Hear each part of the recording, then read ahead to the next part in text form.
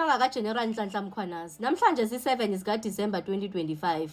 I-Sunday World release i-article i-front page yakhona ithetha malunga namagqwetha nama-prosecutors akwi-payroll yama-criminals. Phofu ke it's about i-classified report ephiwe uPresident Ramaphosa ephiwa ngu-suspended Inspector General uFaisal we-Crime Intelligence.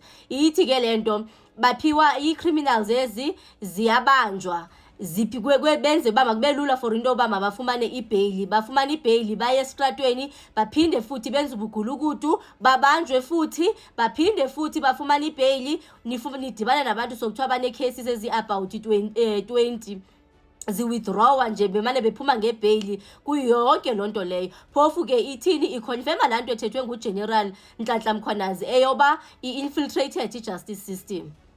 Talking about crime intelligence, asilibalanga mos into yoba uGeneral Dumisani Khumalo ubuyele esikhundleni sakhe fully esokuba yi-head of crime intelligence.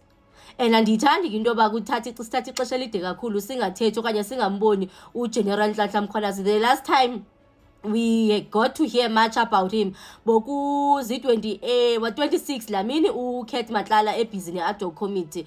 Phofu ke kwakuthi yena uGeneral wayengekho eseMorocco attende i-93rd Interpol General yaseMorocco. Hayi ke hayi sihlangu besingashayini besibenyezela besingashayini besibenyezela nazi i-pictures zakhe. Hayi ke nyambazi mos ndisho nabo nje ukuphosa naye. Hayi, he was the man of the moment.